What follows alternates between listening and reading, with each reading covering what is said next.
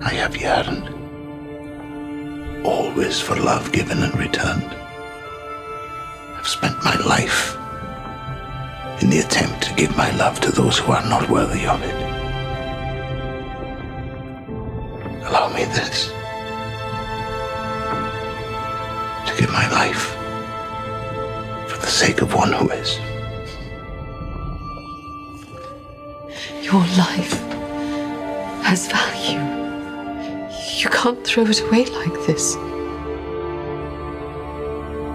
I know that.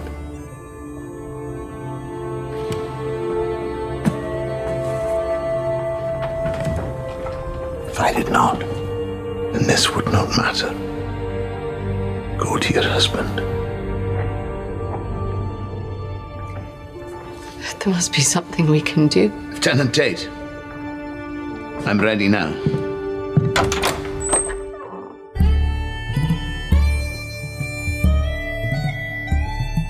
From Providence, Rhode Island, welcome to Outlander Cast. It's a podcast dedicated to the show Outlander on Stars. Sing me a song of the last that is gone. Sacred at last may I.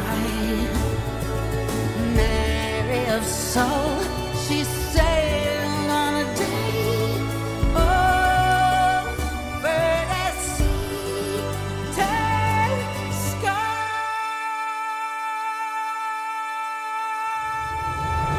Well, hello, Sassenachs. My name is Mary Larson. My name is Blake, and that right there, ladies and gents, that is some good writing. Oh, That is some good writing. That Yes. scene right there was tremendous. And when he says, of course, I wouldn't do it if this didn't matter. Like, this is my choice to make. This is, oh my goodness gracious. Love it. Love that stuff. Love so incredibly good. And just in general, it just feels so good. Oh my gosh, we need the whole crew. Can you please go and get Dougal? Go get the cow. Can you please go get Frank? I'm like, who? We need everybody All right, here. We need our friends. We've got Jamie and Claire, and I appreciate that they're here, but we need a few more peeps here for our podcast studio. For those of you listening, Blake and I have a completely nerdy studio, and depending upon what we're podcasting about, different things come on out, and we've got some fun Funko Pops that listeners has sent us over the time. So if you do not catch the live video feeds,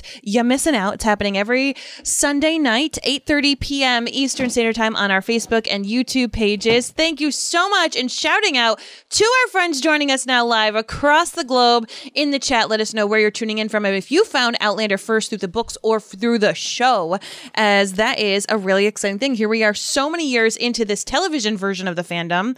And it's just, I mean, it's flipping amazing. Yes. By the way, I'm just making sure that Frank and Blackjack are in the front. Well, that's just fine. So we'll move those peeps. I wanted to make sure they were out, though, because there was a moment that I need to mention about Blackjack Randall in this episode, which he was not in. So fun little things, of course, got going on there. There we go. Oh, perfect. Frank's right on my mic. So, friends, if this is your first time hanging out with us here at Outlander Cast, Blake and I want to give you the most warm welcome. We've got wicked thick accents as you're tuning in from Providence, Rhode Island, as I said earlier. Blake's got a nice, beautiful Boston accent, and I've just got the beautiful amalgam of Boston and New York mushed together, which is known as Rhode Island. So you're welcome if you're not from here.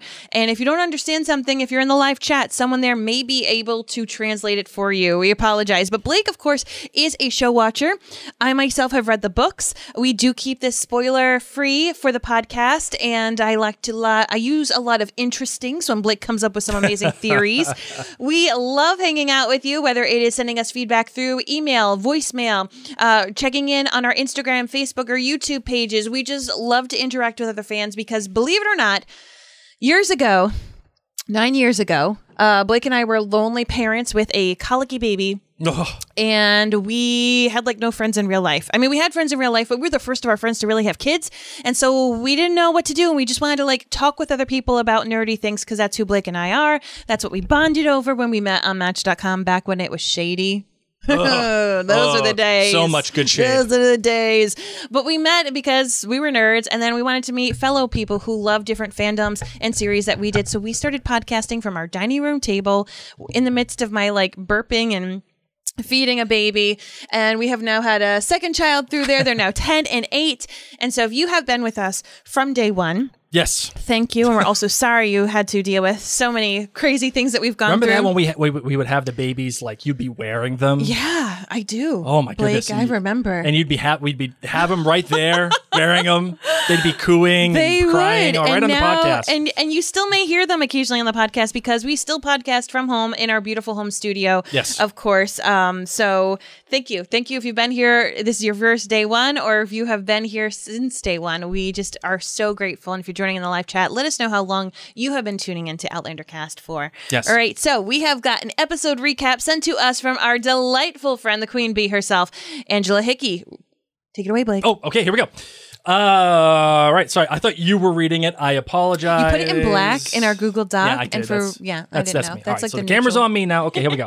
By the way, camera, all 4K. All the cameras, all the shots in the Mary and Blake studio, 4K. So I'm very excited about it this year. Means you're going to have to start to like iron and wash your shirts a little more. I know, seriously. All right, here And we for go. friends joining in live, Blake's got one of our favorite shirts at the Mary and Blake store. Yes. Sundays are for the Frasers. Yes.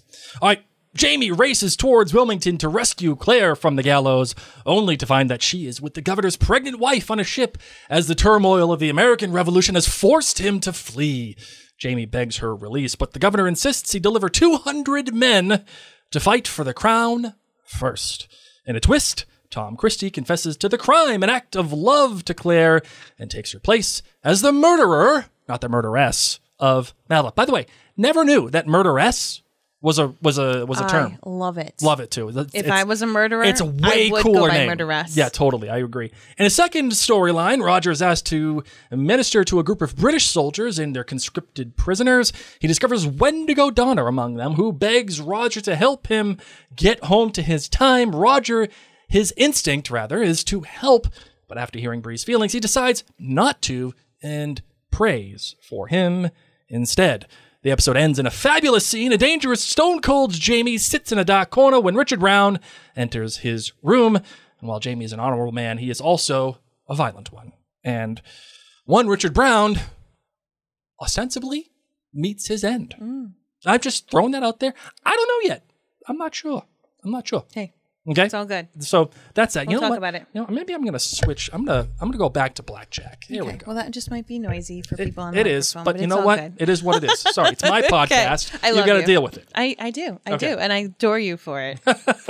All right, here we go. So that is that. What else we got? So in each episode, what is super fun is Blake pays attention to the nitty gritty, the nuts and bolts of what makes the show a show. He looks at it through the eyes of all the people that made it possible. And I don't all the time. So you get to hear some really cool facts that Blake and other people who love these facts pay attention to. I forget everything he says after every single episode, but I appreciate the people who make these shows possible. So, All right, Blake, ready? give us some of the details Well, we gotta play the for all music. our fellow nerds. We got to play the music. We Yeah. got a whole thing. Yeah. Okay, here we go.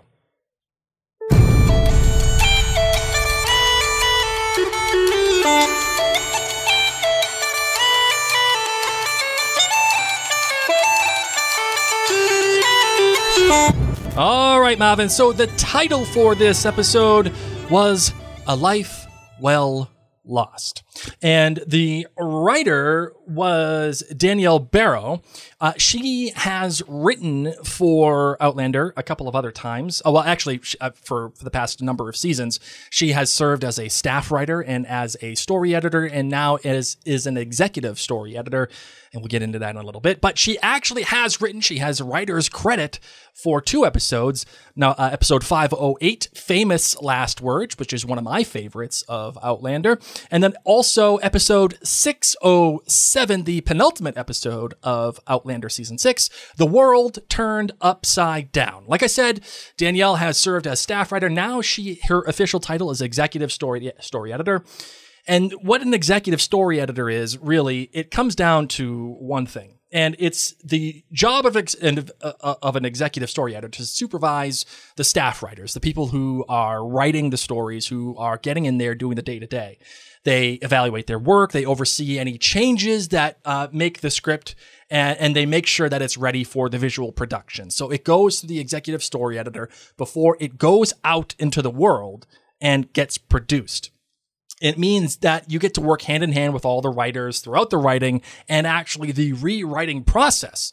You're in large part on set, and you're there able to deal with cast and crew and helping the writers move through the writing process actually on set to help make changes.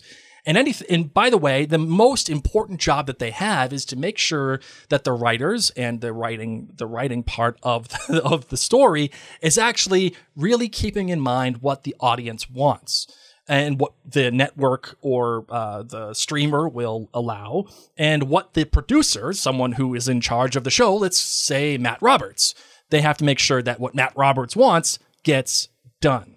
So they have been writers now for a few years. They're the ones that have climbed up the ladder of the writing process, and they know what to look for. They know how to fix the problems, and they are the ones who bridge the gap between the script writers and everybody else. So that is that. And the director was Lisa Clack.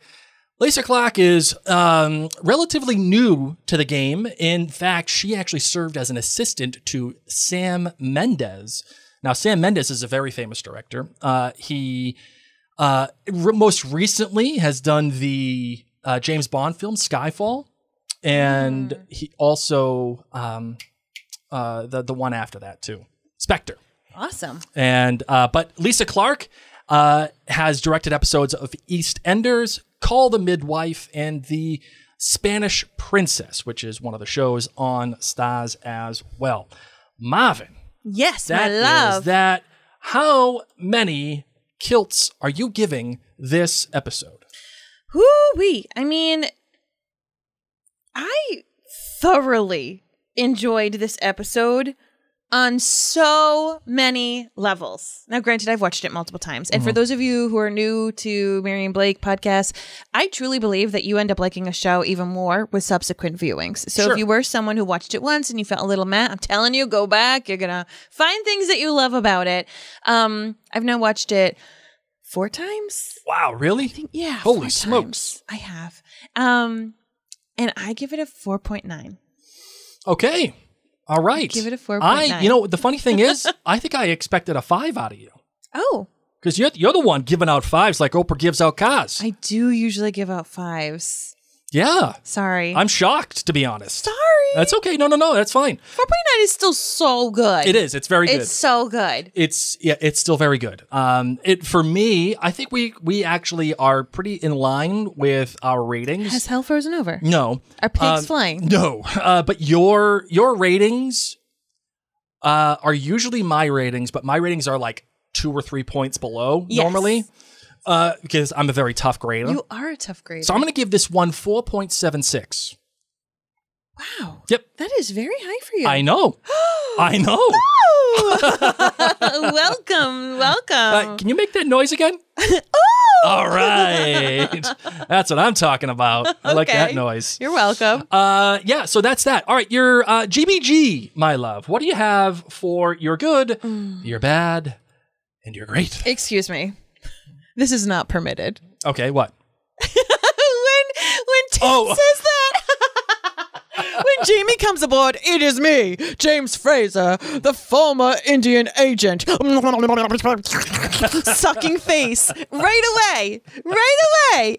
Jamie Fraser and Claire Fraser don't care where they are when they want to get it on. That's true. When they want to make up. And yet there's our man Tate.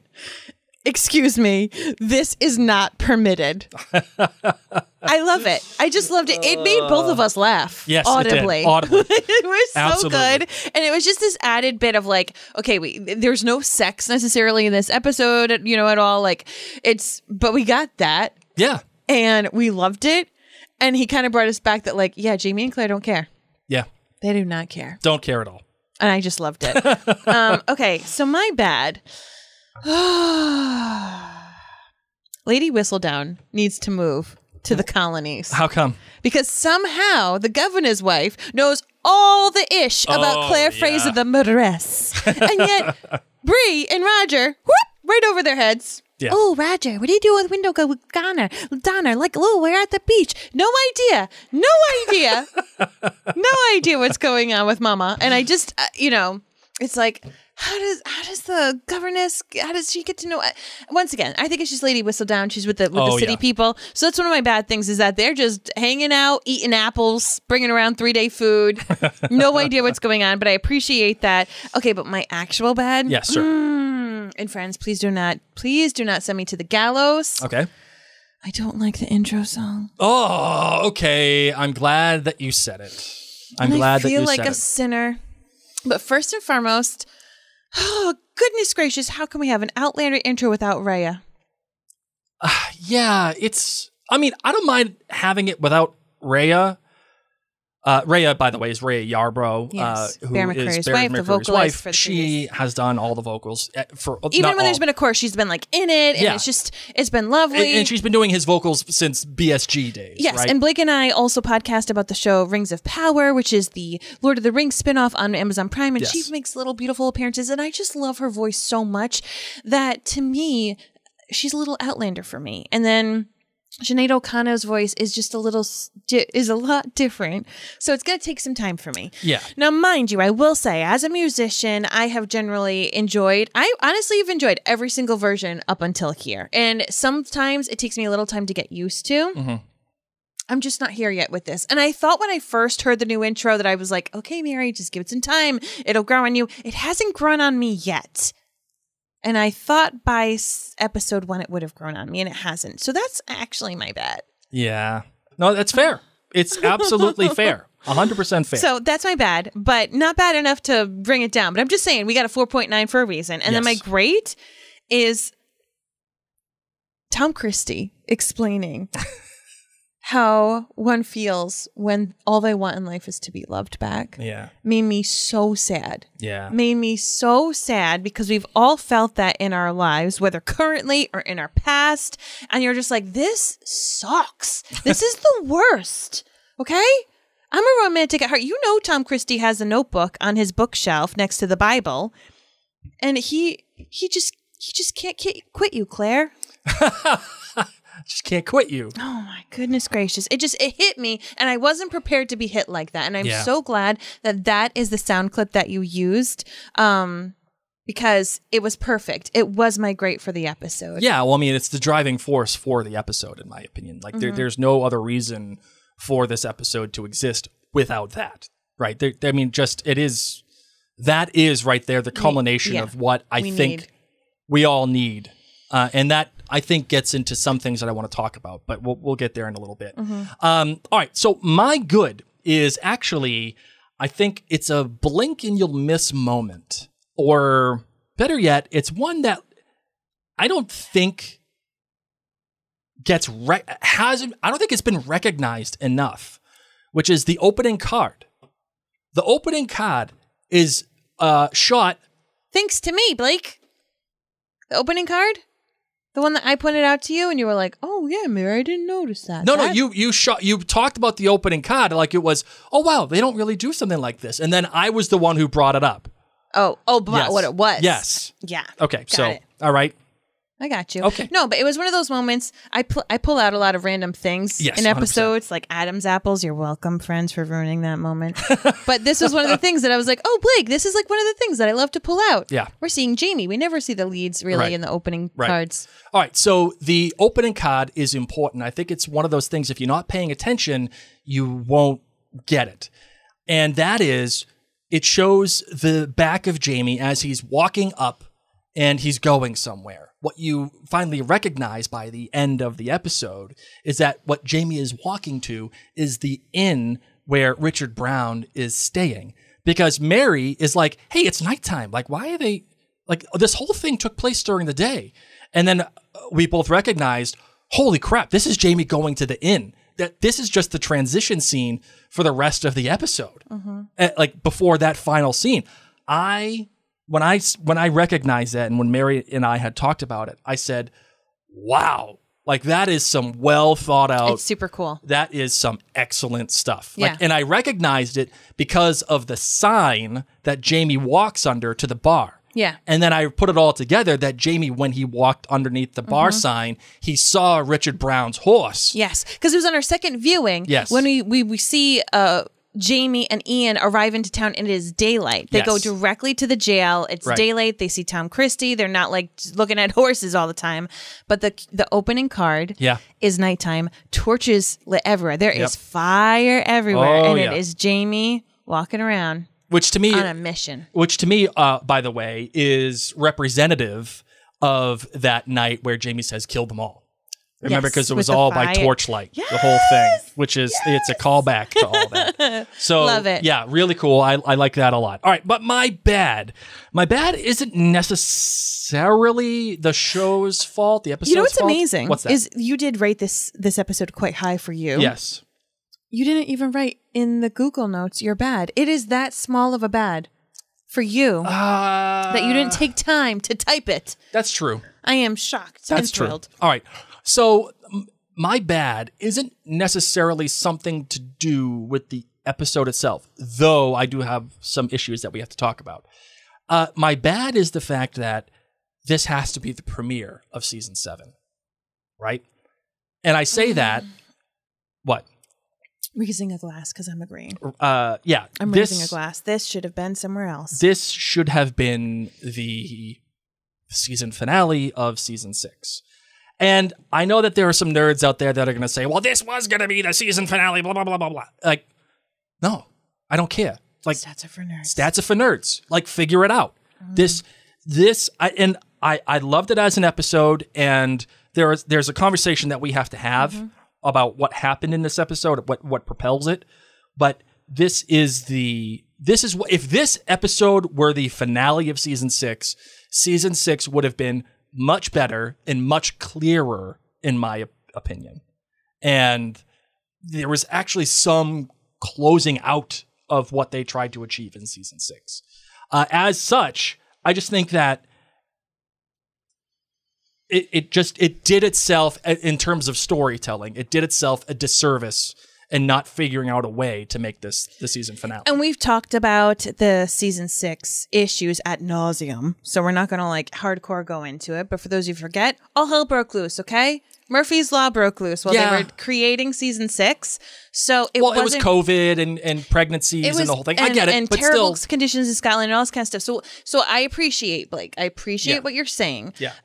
But for those of you who didn't know, there was a lot of issues that went on. So maybe in their dream world, it would have ended differently. Yeah. So what's nice about this though is it does give some nice closure, and it gives, because I agree with you. Like, this would have been a dang good cliffhanger for the end of season 6, and I am so thrilled for friends who find Outlander later and they get to binge watch this, and it goes blah, blah, blah, blah, blah, blah, blah, blah, and they're like, yes, this is so good. You know what's funny is that this kind of feels like a Netflix move, where it's like you end the last season on this cliffhanger and you're like, ooh, just wait, you know, like, and it's just because they're treating it as though it's just one giant story, as opposed to, which it is, and they also didn't do this book by book. Yes, but I think the writers and the producers are obligated to tell a story unto itself.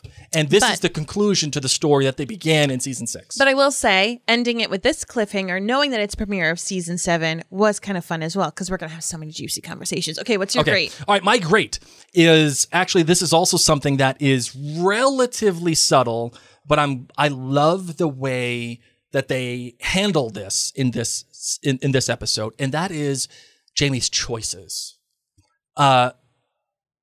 It's no coincidence that the episode begins with Claire in a dream world, with Claire getting hung, and Jamie just isn't there in time to save her, right?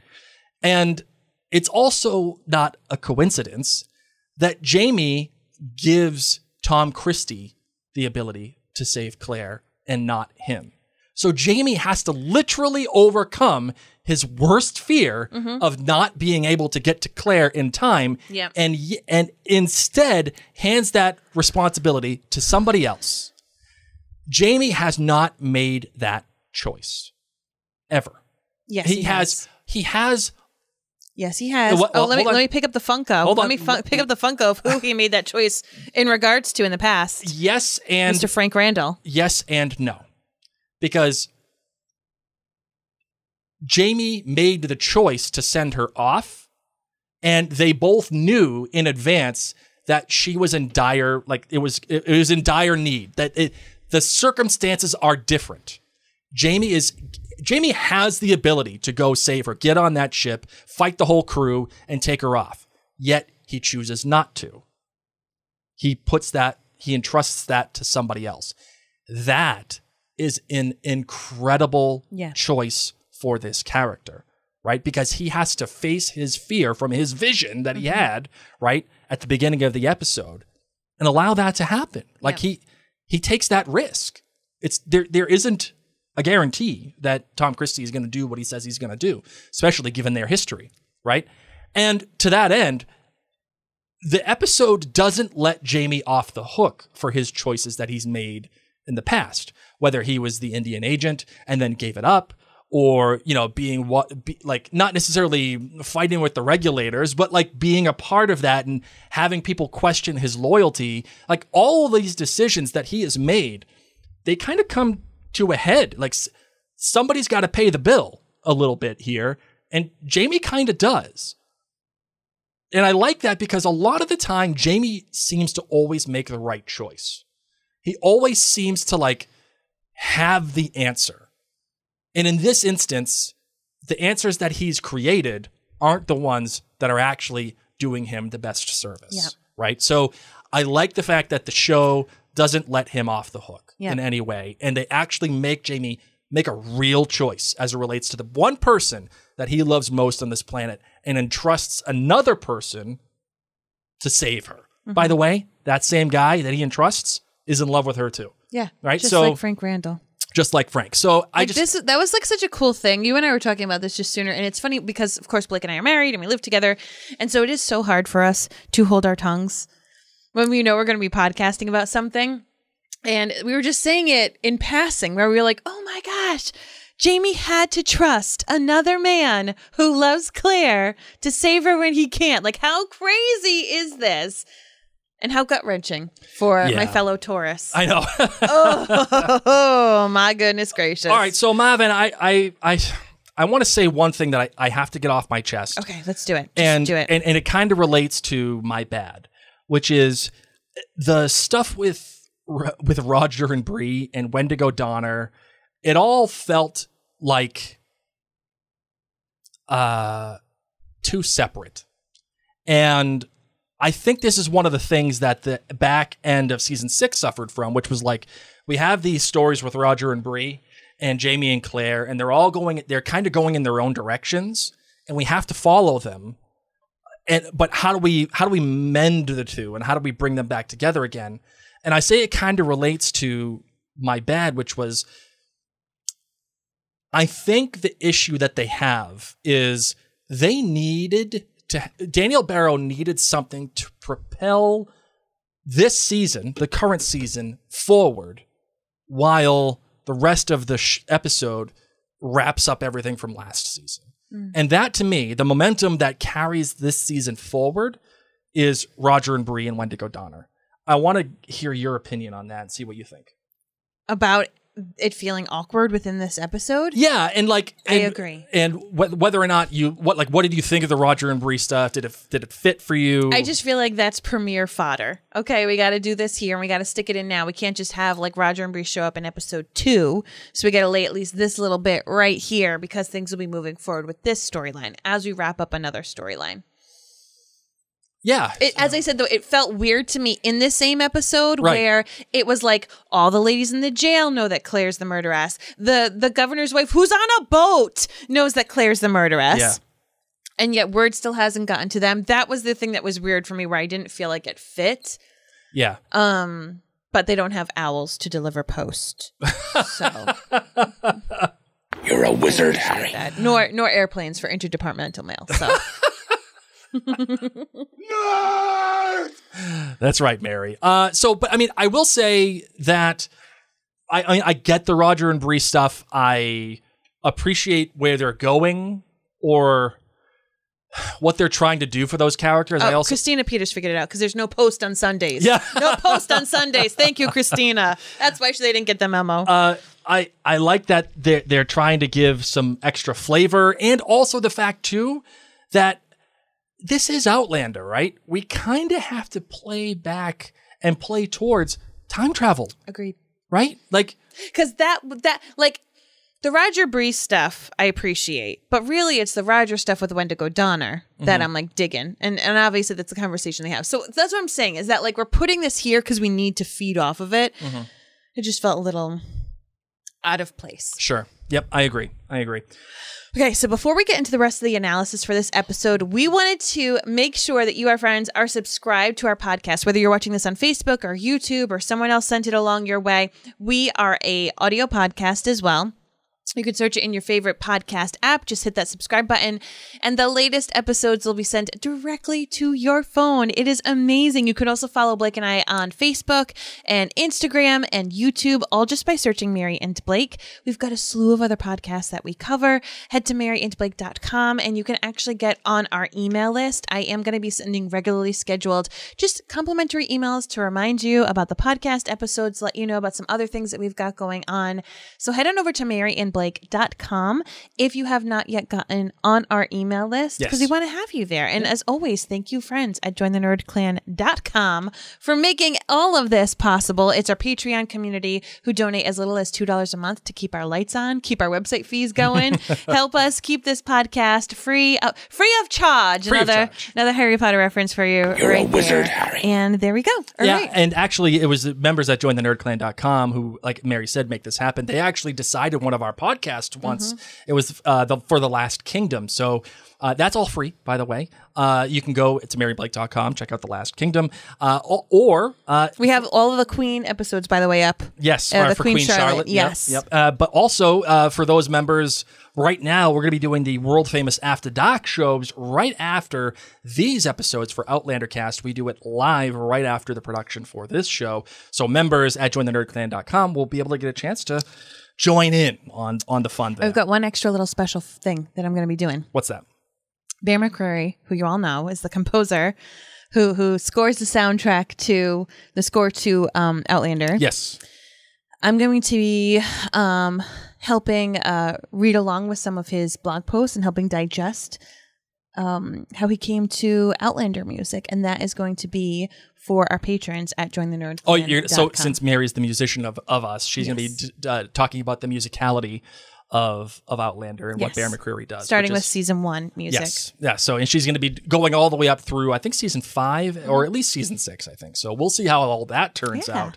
Very excited about that. All right, Marvin. So what else serves you here? What serves me so incredibly much is Ye Gods and Little Fishes. All right? Sadie Ferguson's line, "Ye gods and little fishes." Yeah, right. When the soldiers are coming in, I was like, what does that even mean? Because that is the best phrase I've ever heard in my life. But I just need to give props because every once in a while there are little characters inside of Outlander that just make me so excited because they give me giggles or they make me feel big like things. the Bubbies lady. The Bubbies lady. Yeah. And she got nice bubbies. Yes. Dorcas was her name. Dorcas and her bubbies. And now Miss Ferguson, who was, of course, she was going to be on trial soon for forgery, just wanting some gin, just wanting some money. Yeah. I don't blame her. Yeah. She's just here laying it down, been there for 29 days. What gets her through? Do you think she's a beef eaters kind of girl? I don't know what that means. That's beef eaters gin. Oh, beef. Sorry. Well, our kids just told us that a keychain smelled like beef jerky, an hour ago? So I've got like actual beef stuck in my head. I don't know. That's a great question. Man. Great question. But she brought so much light and levity to those dark and blue jail scenes. Yeah. And if I was suddenly thrown in jail and I didn't have a Sadie there for me, I'd be like, this sucks. and for Claire's voiceover, bringing the voiceover. Oh yes, and Jamie had a voiceover too, which is interesting. But they needed it. You can't have Claire like mumbling under her breath like creature from Harry Potter or to the Phoenix. Oh, you little mudbloods! You're a wizard, Sadie Ferguson doesn't know that she's gonna be stuck in here for years. You can't do that, right? But that is wild to think. The noble that, house of black.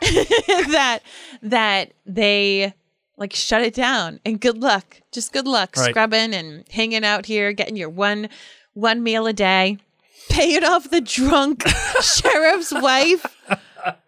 Oh my gosh. All I could picture was the Cell Block Tango song. Isn't that I have no idea what you're talking about. with Catherine Zeta-Jones? Still don't know what you're talking about. God, okay, we have some homework to do. I know who Catherine Zeta-Jones is, but Yes. I don't remember. I have no idea what you're talking about with the Cell Block Tango. Sorry. I got Okay. nothing. Wow. Between Sound of Music and now this, we've got some work to do. Sound Blake. of Music. Oh my God. What a hunk of junk. All right. Look at all these friends. They get it. They know. Oh, Chicago. Okay, fine. You've watched Whatever. it. I've seen Chicago. Won Best Picture, 2005. Yeah, I I remember know, that. Blake. It's awful. That was an We've got awful home- choice. We've got Awful homework choice. to do. We've got homework. By the way, Mary, you called it out. I want to mention this too. I have a sub great. All right, you ready? A sub great goes to Alistair Walker, who was the director of photography for this episode. The lighting in this episode was, Chef's kiss. I mean, spectacular. As a matter of fact, it's this. Oh, you went there. Makes me want to shout. Oh my goodness. Oh my goodness. I have been one to criticize Outlander for the lighting and how everything just seems to feel so flat. For most of the time, it doesn't feel very. That's something I've never been called. Talk about dogas and bubbies. Anyway, yes, Blake. That's what she said. I would say that this episode was so well lit and so textured. It was so well lit, it actually reminded me of The Last Kingdom. That's how well lit it was. The Last Kingdom was masterfully shot. You may not be a fan of the content. You may not like Uhtred all that much. I disagree. Took me a while. But this one felt tremendous. And I felt that in the boat scenes. Yes. I also felt that at the end of the episode when Jamie is sitting in the dock, in the chair, just waiting. In the chair. In the dock. Your cousin from Boston. You're welcome. That scene, that style of filmmaking is very difficult to do. And it takes specific lighting. It takes specific positioning to do that. For Jamie's face to be half lit and then bleed into the back of the film and just be nothingness. Again, it feels like a visual language callback to the end of season 5. I was floored at how well shot this episode Agreed. was. Especially as it relates to how flat season 6 felt in many instances. So I think we're going to...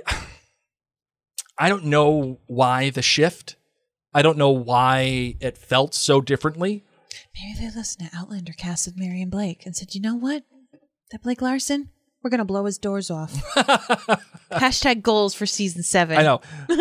Blow the doors off for Blake. So yeah, I wanted to call that out. Alistair Walker, he blew doors in this episode. You really could not get any better than what he achieved, especially that final scene. Yeah. I mean, and that to me, aside from the interaction between Tom and Claire, I mean, what Jamie did at that final scene with Richard Brown, exceptional stuff. Oh, chills. I'm also a violent man. Like, that is perfect writing. Right there's a Taurus Yeah.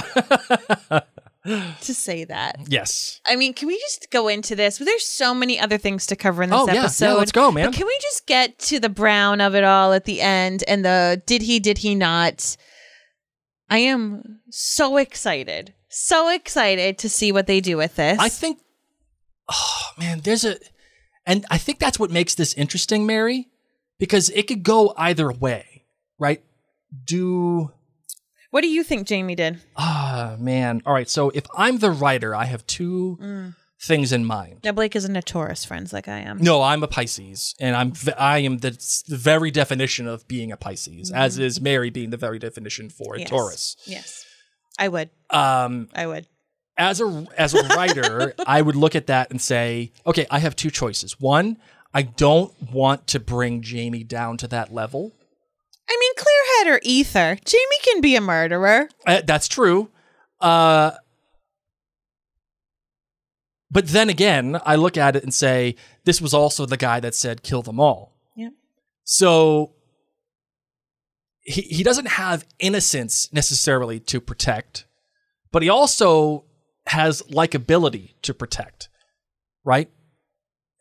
Does his killing Richard Brown in cold blood right then and there, does that take away any likability? Because he did it. Because just he like did it. in his room, shows up. We're gonna do this right here, right now. Yeah. And the other thing, not like in a duel, not on Right. a battlefield. No, but like, this I'm is gonna it. show up in your room. and you're gonna be dead. You're gonna be dead now.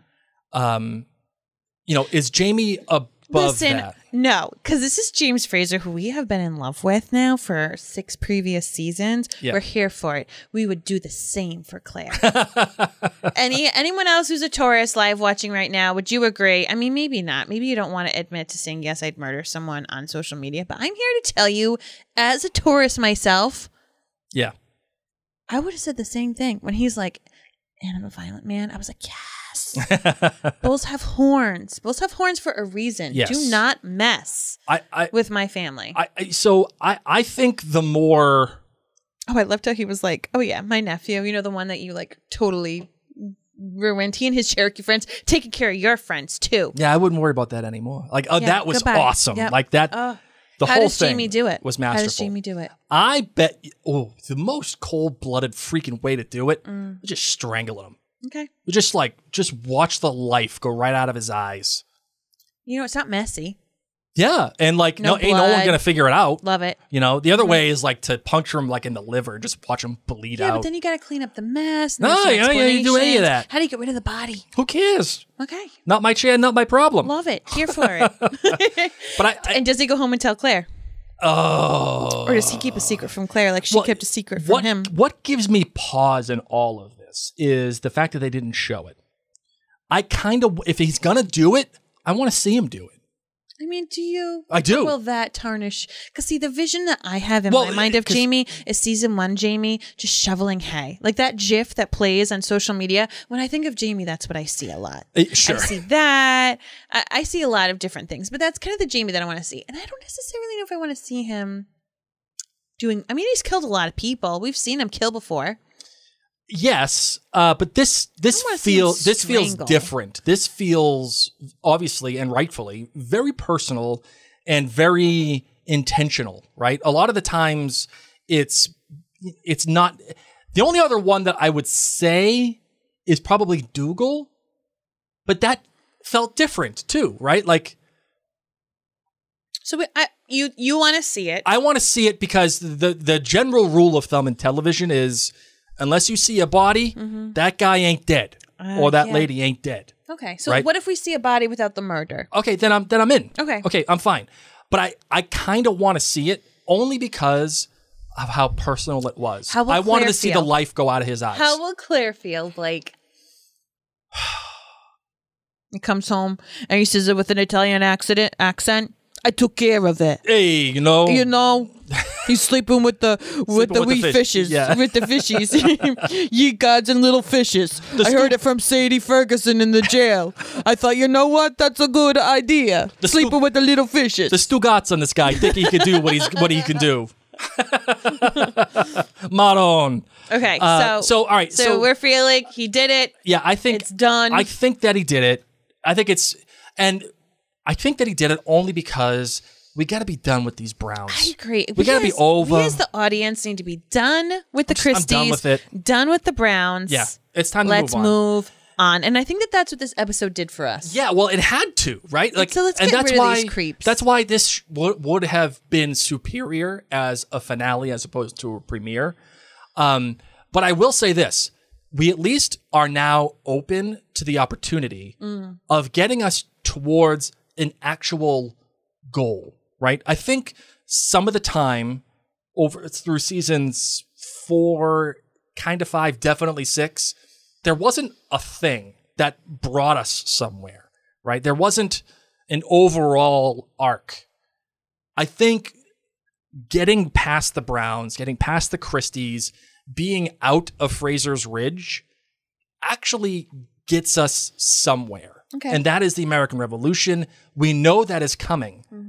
And I say partially about season 5 because there was the Battle of Alamance, right? And we had a number of people to get us there. I think this opens up a lot of fertile ground for Outlander in a way that it hasn't really had since season 3. And I would say the Battle of Culloden. That was superior in many ways. Oh, Lumos is here. I don't know. What do you think about all that? Do you think... I loved this episode. No, I'm saying I like it too. And I think it opens up an opportunity for the show to actually get into the groove of what it's really good at. Move on. I agree. So I don't know. I think that's it. But fun little things that I need to point out in the beginning of the episode because there's no appropriate place for me to say this. I honestly thought in the beginning when Claire is up on the gallows and she's sitting up there and there's this blurred figure, the executioner behind her. I thought it was Blackjack Randall for a moment. The expressions that this actor had in his face and just the way that it was blurred. Mind you, it's super blurred. It's super quick. Once he's on the other side of her shoulder and he's in focus, you know it's not him. But when I saw this, and you had the dreamlike feel to it, right? You knew it wasn't necessarily like fully real. Yeah. But I saw this, I was like, oh my God, did they get Tobias Menzies back for this little bit? Because this would be bloody brilliant for this to be part of her nightmare or part of Jamie's nightmare. Yeah.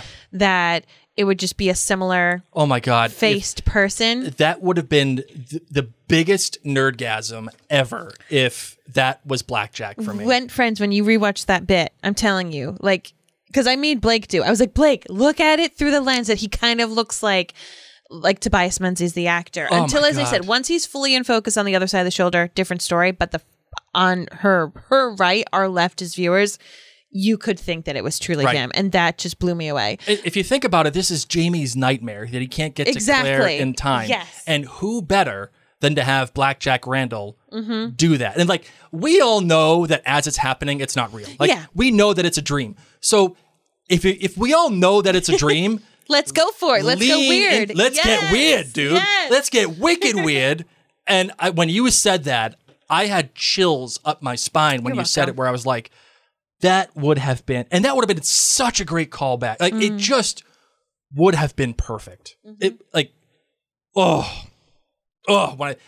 okay. That's one of those like happenstance, happy little accidents things. Yeah. That I don't think probably it wouldn't. No. I don't think that would have come up. That wasn't normally. Like their thing. Yeah. Right. So I also love when Ian is like, "Oh, John Quincy the Cherokee have gone back. We're gonna get less attention."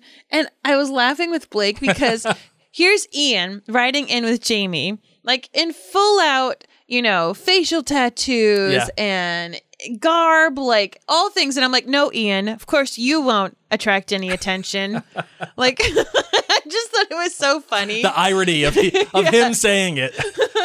And it was also the kind of like the show being like, yep, we don't have all these people again. So we're just gonna do this. Yeah, hey, Uncle Jamie, that was wicked smart of you. Yeah, you're right.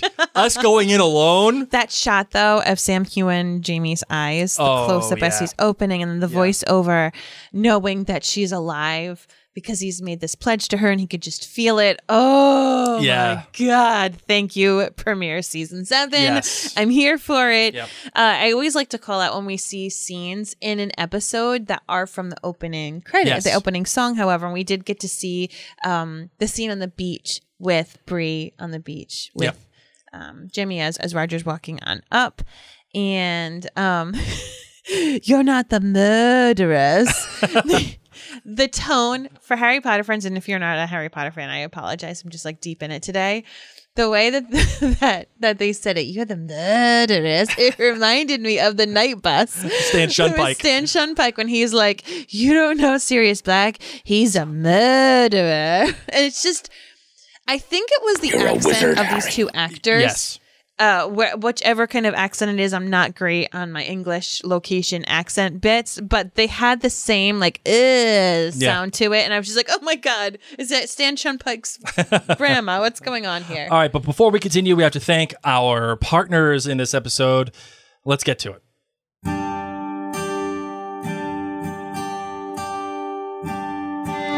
Just want to let you know that this episode is brought to you by WeBox, our longtime partner. Oh my god, our friends at WeBox, they get it. WeBox is a monthly subscription gift box that is designed to share Scotland with Scots and Scots at heart all over the world, just like you nerds. Oh my gosh, it's amazing because every WeBox is carefully curated around a monthly theme with 5 bony gifts and treats, which are exclusive and can't be bought outside of Scotland. So it's a great value. There's a free magazine written with Scotland's top journalists, free exclusive virtual tour with internet sensation Andy the Highlander, plus a soundtrack to listen to as you unbox your gifts. Oh my gosh, can we all just squee with excitement right now? So the contents of each WeBox are worth so much more than what you pay for it. And it actually supports small Scottish businesses, the craftsmanship, and its environment and charities too. And we got our own WeBox this season. It's Outlander themed. All of the amazing things that are Outlander related in this box.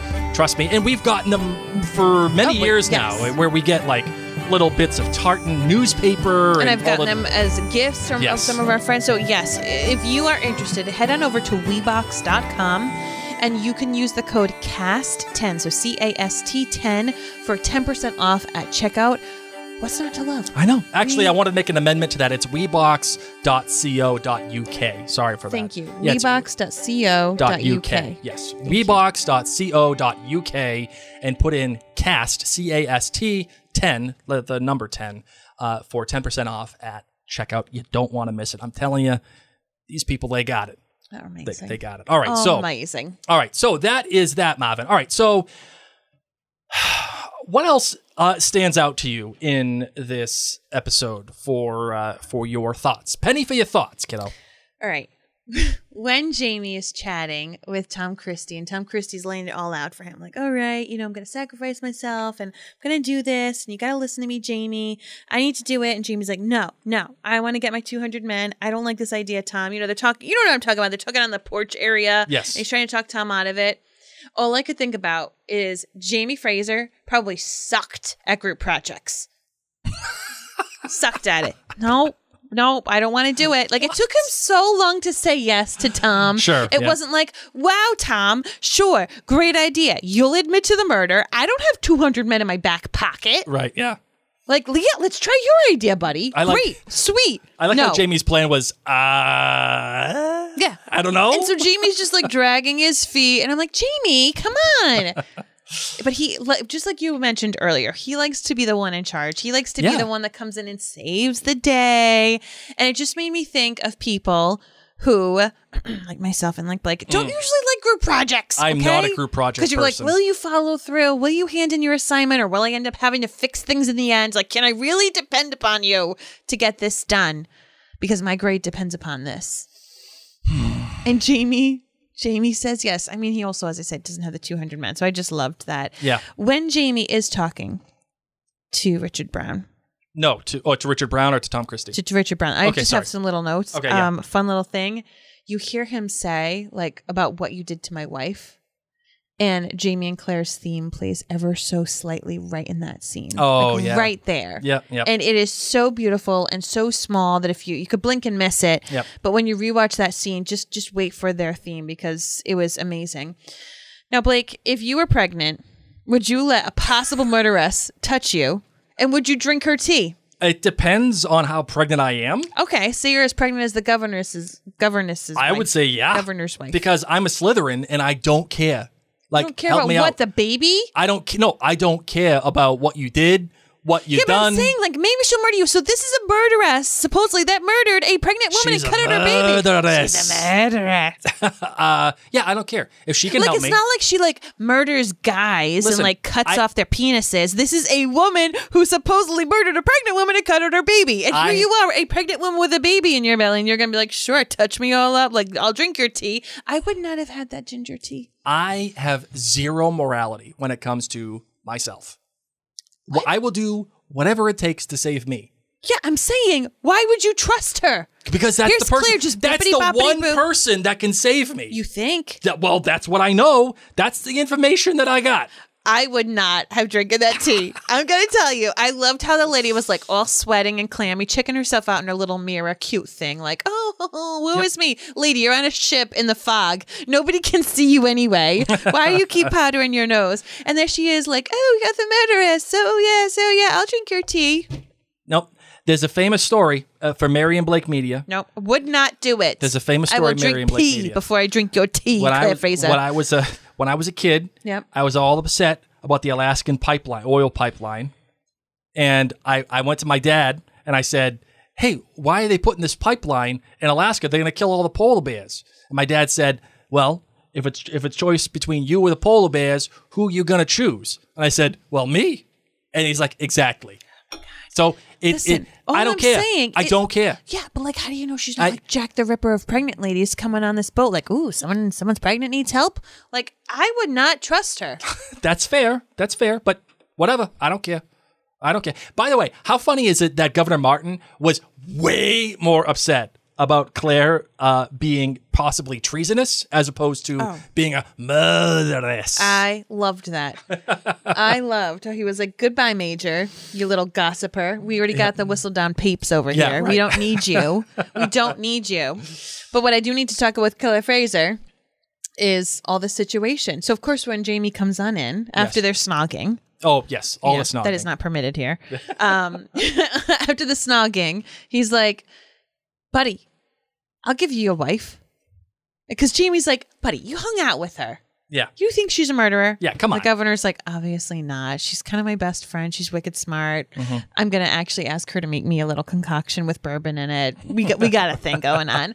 But he says, you need to come back here and prove your worth with 200 men and sign back up. I don't blame him. Loved that. Loved it too. Loved it. I was He's got to like, get way his to cake go. and eat it Yes. too. Okay? And get him out of this fog. The man's called His Excellency for a reason. I mean, Okay? is he? Yeah, sure. Why not? The man got to a level of power somehow, and it wasn't but for funsies. Okay? This is just another way to make that happen.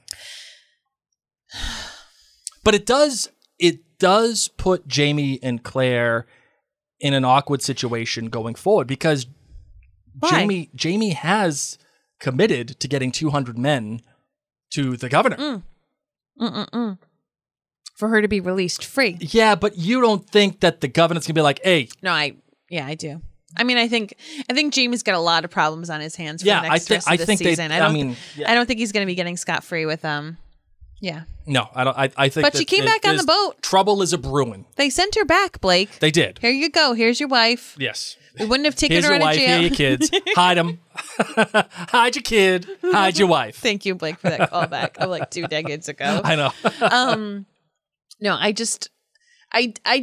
felt like both the governor and his wife are educated, intelligent people, and they could see right through it that obviously this woman is not a murderess. Yeah. So, because, I mean, he even says, like, you're going to be staying here on this boat my entire wife's pregnancy. Yeah. You know, like, you wouldn't throw that around if you really thought you were in danger.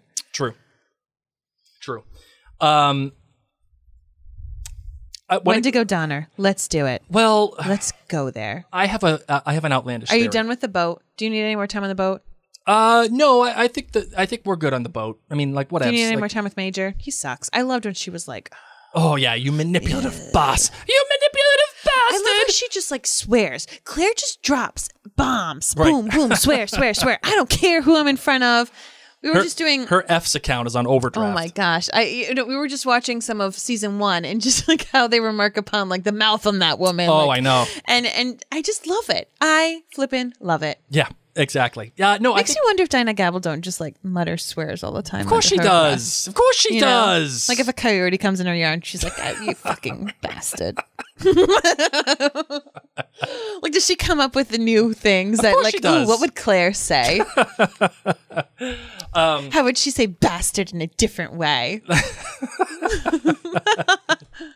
No, she would say bastard. Oh, you bastard. The Claire voice is making a comeback. I'm throwing that out there. I'm throwing that out there. All right. So, I do want to say this. I'm glad that we've moved on from Tom Christie in the Browns for the most part. We still are going to have to deal with what I have always She still has to go home. She's got to go home, and There's still a Christie there. There's still you got all the Alan, fisher folk. right? You got all the fisher folk. Okay. Like, they're going to have to figure that out. Yeah. And my outlandish theory last year was that Alan was actually the one that killed her as opposed to obviously Claire. And I have 0.0 trust that he, what's his name? Tom actually killed Malva. Like there's no chance in any of that. Right. But I do want to mention this. Mark Lewis Jones as Tom Christie was spectacular. Agreed. And it really, again, like I said, I'm not sure how much I'm buying the fact that he like loved Claire. Like I don't know if I got enough between them to understand like his love of her. Mm-hmm. But because Mark Lewis Jones is such a good actor, like this is what happens when you have like a real adult at the table. It made me think of someone who's loved me and has done weird things. Oh, right. No, but picture that. Like, creepy, right? Weird. Would do something like that. Like, there's people in this world who do things like that. You're saying you don't believe that Tom Christie would do it? You just said you believed the actor. I'm telling you, there's people who do things like that. Well, I believe him because Mark Lewis Jones is incredible. The kid that you're talking about is nothing but a jabroni. I'm not saying he's not a jabroni. I'm just saying that there's people who would do things like that. And if I can believe that Tom Christie would do that. If I see that kid again. Stop. Oh, stop. Oh, anyway, what I wanted to say was I think that I'm happy that we've moved on from it. But the show is going to miss the adult at the table with Mark Lewis Jones. Like, that guy is awesome. And he's a great actor. And I don't think a lot of people could have pulled that character off.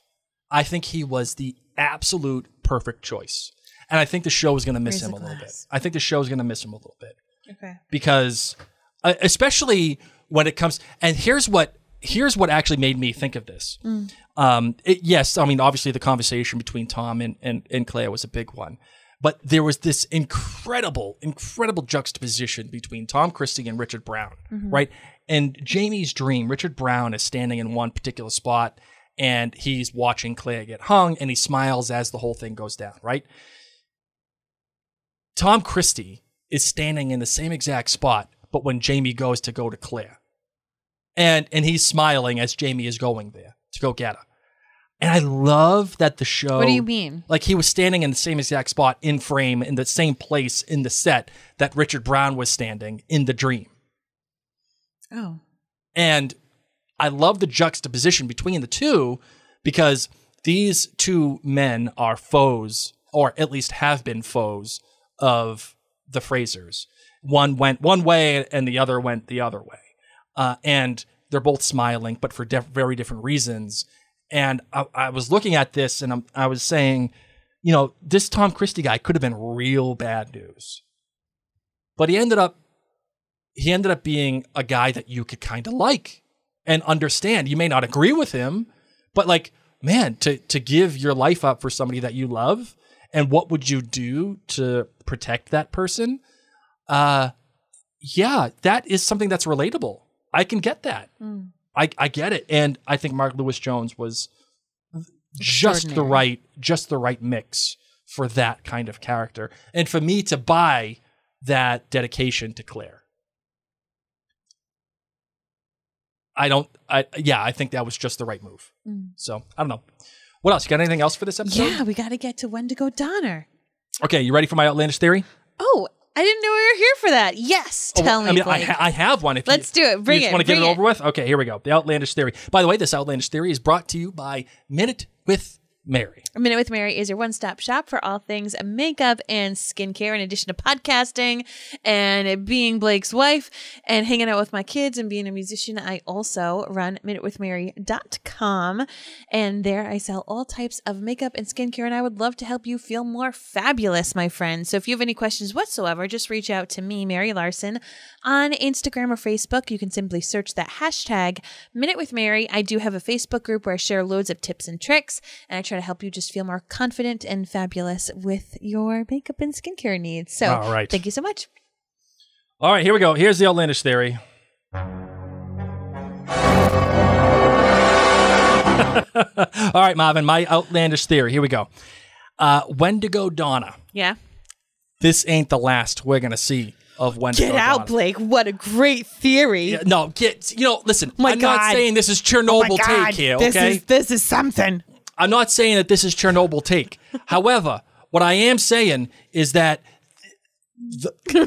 this guy is coming back, and I've got a feeling Ooh, that tonight's going to be a good night. that he is going to play a major role in what happens this season. Like, yes, we're all thinking about the American Revolution. You telling me this is your season 7 premiere outlandish theory of a week? Yeah, because this guy is going to do some bad news stuff because he wants to get back to the future. Back to the future. Why can't he be good like Roger thinks he might?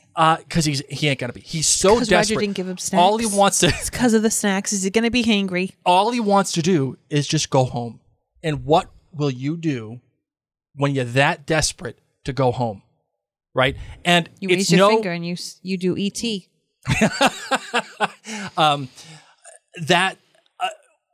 It's not a coincidence that Roger talks about feeling some empathy for Wendigo Donner, because the guy just felt like he was overwhelmed, and there was that like he would have done the same thing, but he chose to do nothing just to survive. It's now going to be going beyond that point for Wendigo Donner, where it's like, I'm going to do what it takes to survive, and I'm going to do some bad news stuff. Interesting. And I think that he will be a major factor in somehow hurting Roger and Bree. Because Roger was the one that's like, yeah, dude, I'm going to help you out. Like, Ali, we got this whole float like a butterfly stinging like a bee thing. And no, I think because the two stories, the Roger and Bree and Jamie and Claire, are going in such different directions, I think Roger and Bree have to have their own momentum and they have to have their own narrative. And Wendigo Donner, to me, feels like that. It feels like now this is going to be way more personal than just, oh yeah, I'm going to pray for him. Whee! Like, no. That nothing gets resolved like that in Outlander. Doesn't happen. Doesn't happen. So that is my outlandish theory. Marvin, what do you think? Fellow book readers, collectively, we can say interesting. Mock me. Please hang up and try again. All right, Marvin, you got anything else that you'd like to talk about for this episode? I took some little notes. No, we went through all my notes. We did. Well done. Oh well my goodness done, Blake. gracious. So yeah, I really enjoyed the episode. I as well. As a premiere, I would say that it was not premiere material. It felt more like finale material. Which is still an elevated version of television compared to middle of the sandwich. You felt like it was like, got some good meat on it. Yeah, I mean, it serves as a closeout for season 6. Now I'm interested to see, okay, we have earned the closeout for season 6 for the most part. We've earned it. Now where do we go? Well, now where we go is we potentially look at the coming up on next week part of the show.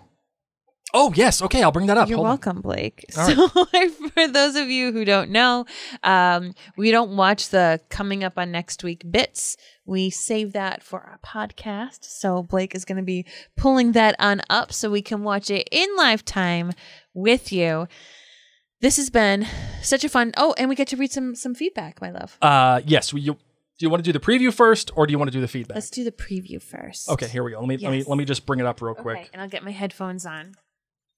I am beyond thrilled with how this season 7 premiere came out. I think it's phenomenal. I think it looks top notch. I am so excited and ready to delve into the rest of the season and to be live podcasting with you all again. So thank you so incredibly much for joining in whichever way, shape, or form, whether it's live or through your podcast app, as Blake pulls this up. Thank you for vamping for me, welcome. Mary. I appreciate that. Let me get the volume up here. I'm sorry, I didn't have this ready to go. It's okay. Okay, here we go. Ready? Jamie, do you really think that anyone could... Oh my God, pause it. Lord John is back, baby. He's more beautiful than He ever. is so he's beauteous. Look at him. Can we just go back? Let's go back. Isn't that how he says his name, Jamie? Let's just take it back. Just to the picture him beginning. saying anyone's name. Mary, Blake. Like, friends, just have that moment. I might even question myself if he's called me, if he said my name like that. Listen to his name, but pretend he's saying yours. You're welcome. Jamie, do you really think that anyone can oppose the crown and win? I mean, okay, pause again.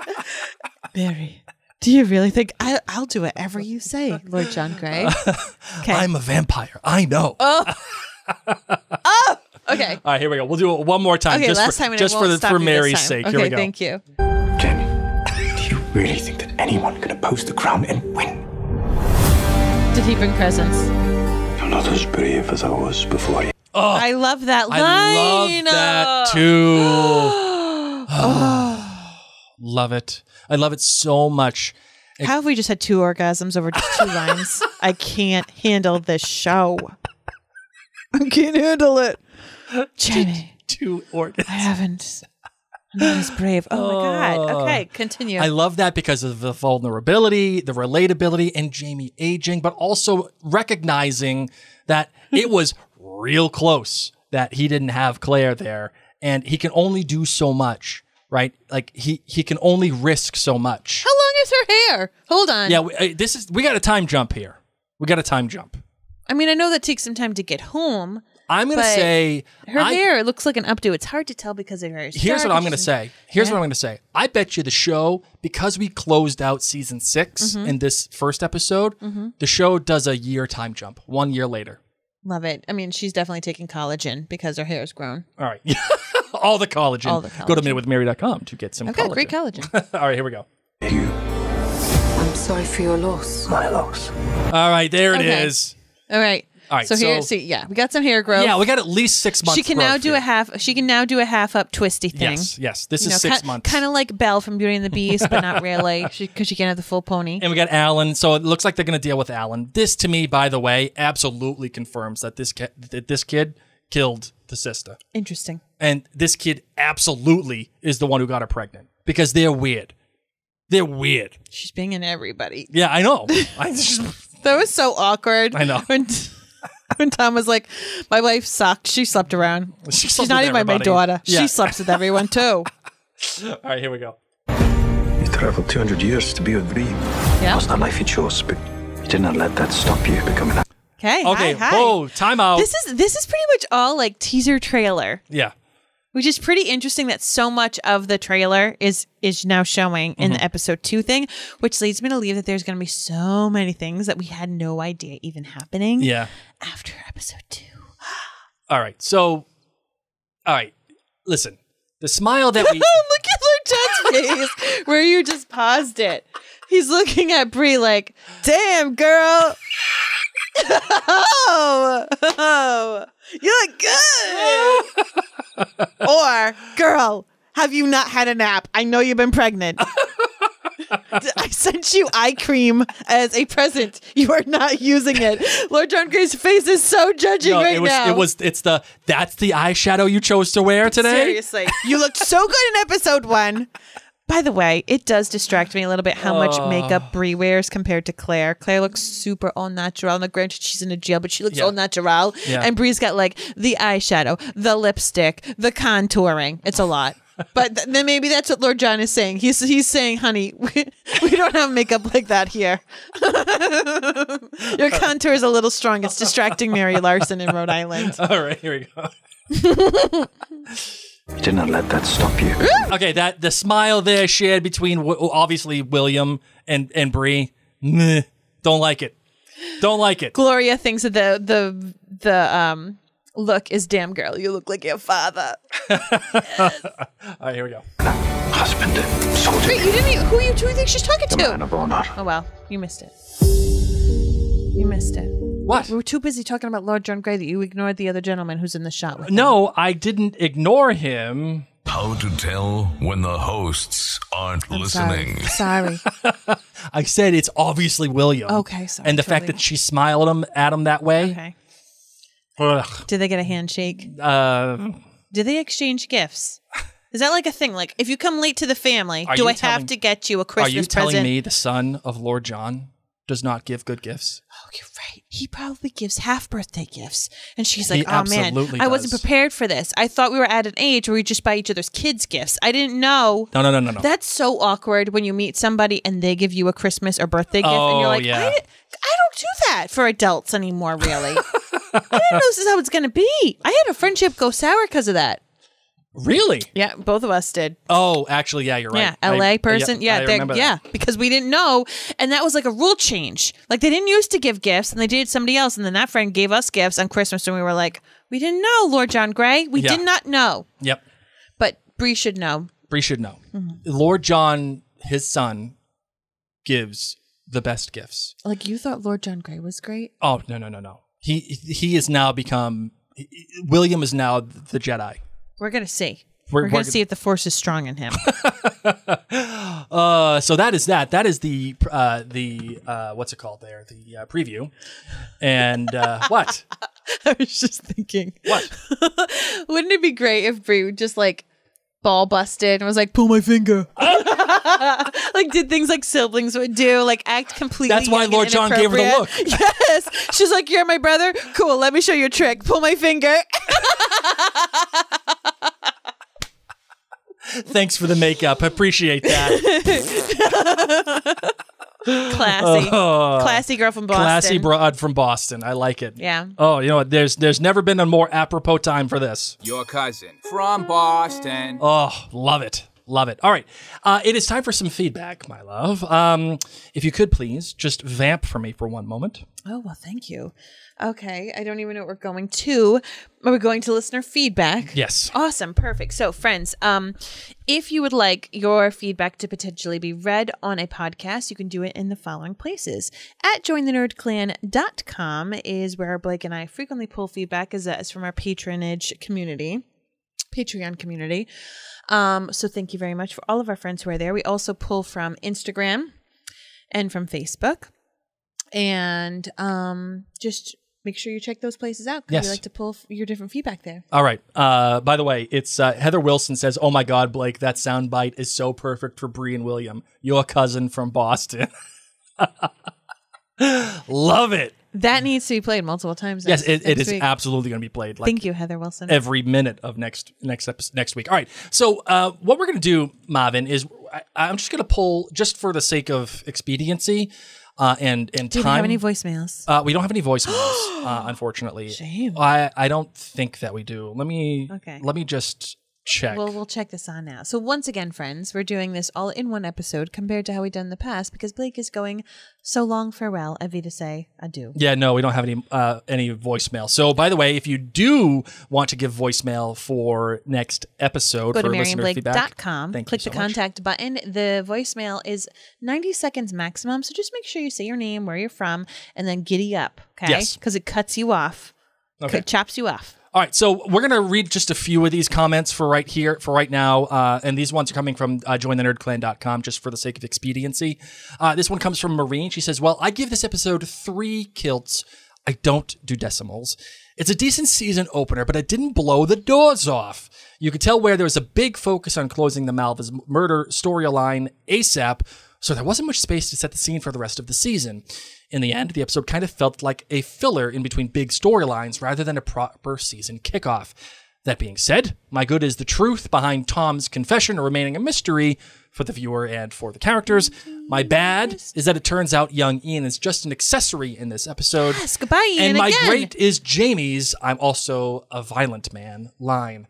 It could have been the reunion between Claire and Jamie, but we've seen that many times. We don't as often get to see how much one should not mess with Jamie. How did we not give the call out to buy Ian? I mean, he buy Ian'd himself.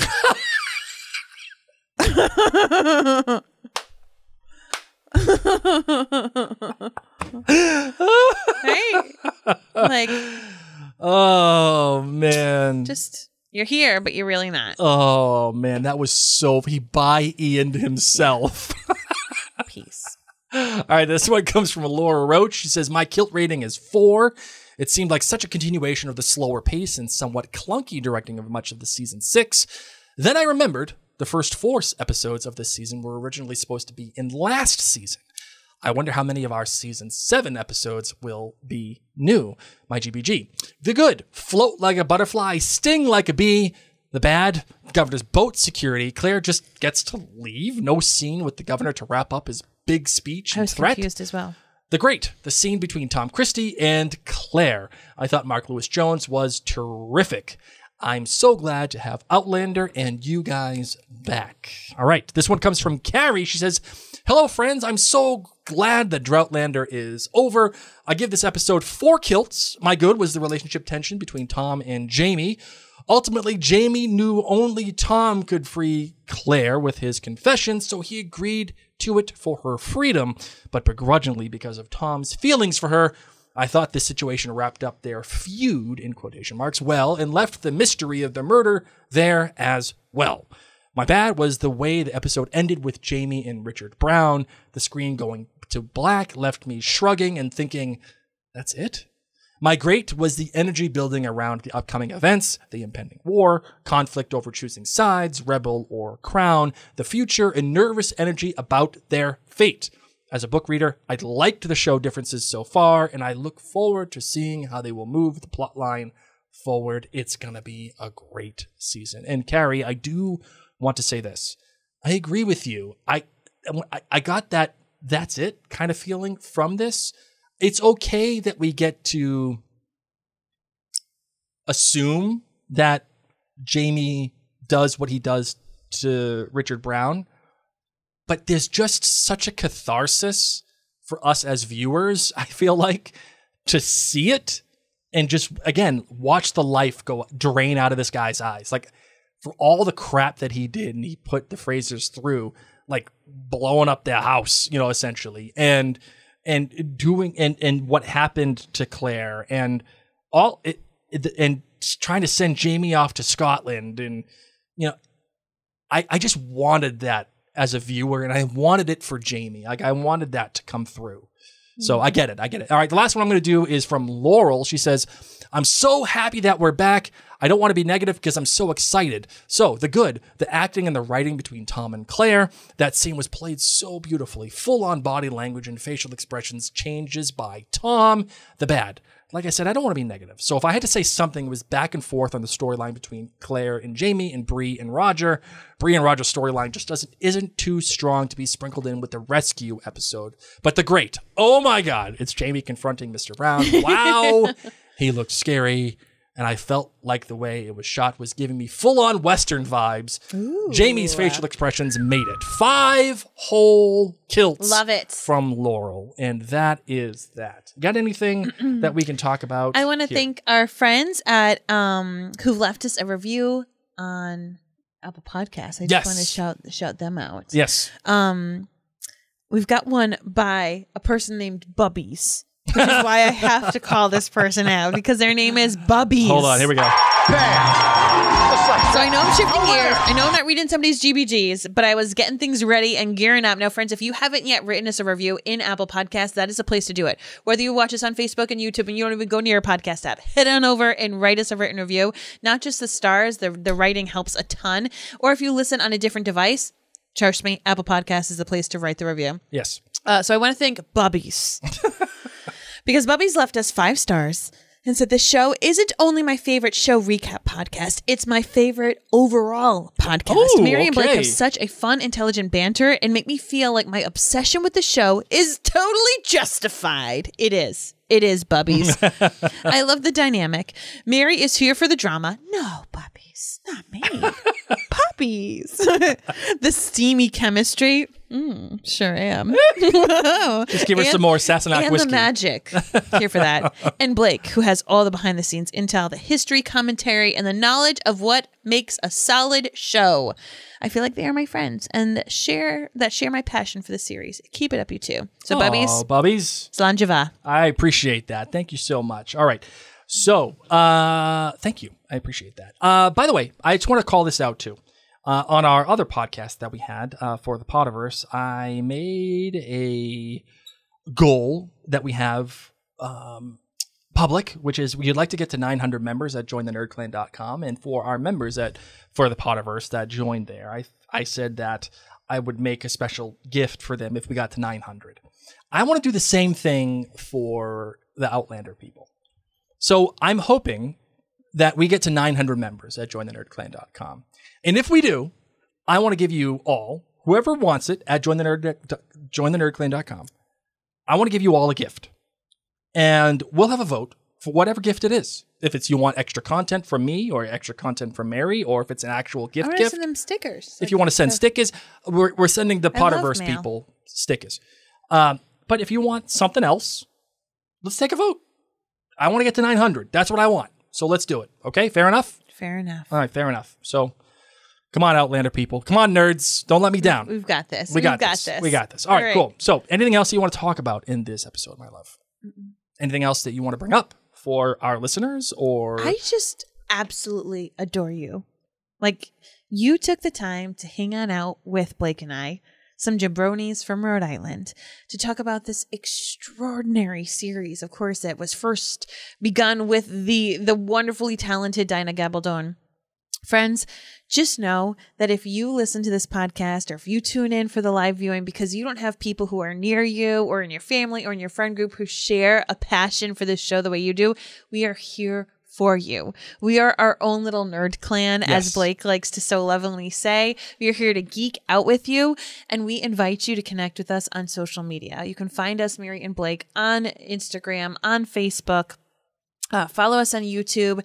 We love hearing from you, so feel free to send us a message. Let us know your thoughts. Let us know if you disagree with us. Let us know if you agree. especially if you disagree Blake with us. loves the disagreeing Oh, ones. God, I love it. I live for it. I live for it. That's the whole reason why I do this podcast. Like, legitimately. Yeah, you can email us at maryandblakemedia@gmail.com. And Oh, by the way, Anna Spain on Hey, Facebook Anna, has how are a you? fantastic suggestion, okay, which is Blake starts book 4 of Outlander for Blake's as book a club gift. as the gift. Love it. If we get to, we'll still wait for more. We'll wait for more suggestions. Yeah, okay. However, that's the front runner because I like that idea. I like it. So, because that's a gift that keeps giving. It never ends. It always just keeps going. I love it. You're so great.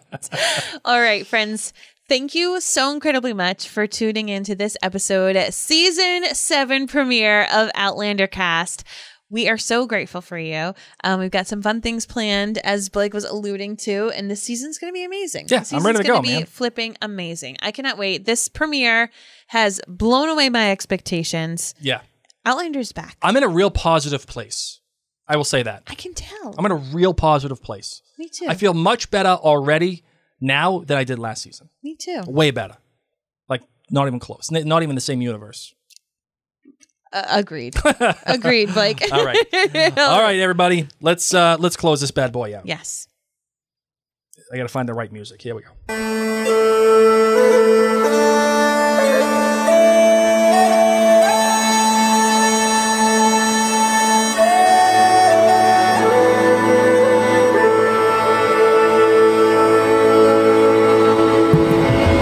Just want to remind you that this episode was brought to you one of our partners at WeBox. Just go to webox.co.uk.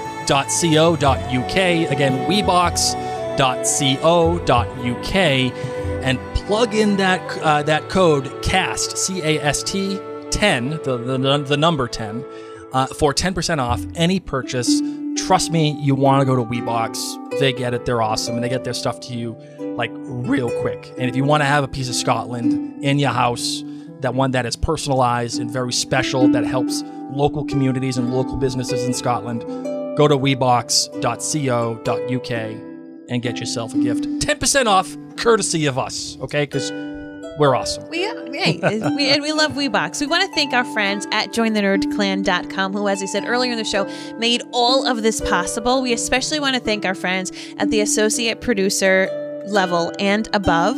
So we want to thank Anne, Bobby, Dana, Joanne, Kathleen, Katie, Kirsty, Lisa, Marianne, Sarah, Siobhan, Susie, Q, Tara, Vicky, Angie, Barbara, Jennifer, Caitlin, Keelan, Meredith, Peg, Brenda, Brittany, Candy, Carolyn, Carrie, Christy, Jennifer, Karen, Laura, Marilyn, Norma, Shauna, Stephanie, Suzanne, and Tracy. Wow, I just made a whole new word. Trainee. Well, her her last name is Enos, and so I just was reading the entire thing. Sure. Tracy Enos became trainee. So sorry, Tracy. I love her. She's from Rhode Island. She's one of my friends from the Philharmonic. We knew each other way back when. All right, cool. I'm in. Thank you to our friends, anyone and everyone at Join the Nerd Clan, but especially our friends, associate producer and above. Yes. So we are going to be doing the After Dark show right after we produce this podcast live. So if you are listening to this in the podcast universe later in the future, that's just another reason for you to join the Nerd Clan. Go there, jointhenerdclan.com. Join us for these After Dark shows, where it's just Mary and I hanging out. Shooting the breeze. Yes. Shooting the breeze. All right, ladies and gents, my name is Mary. My name is Blake. And you have been listening to Outlander Cast.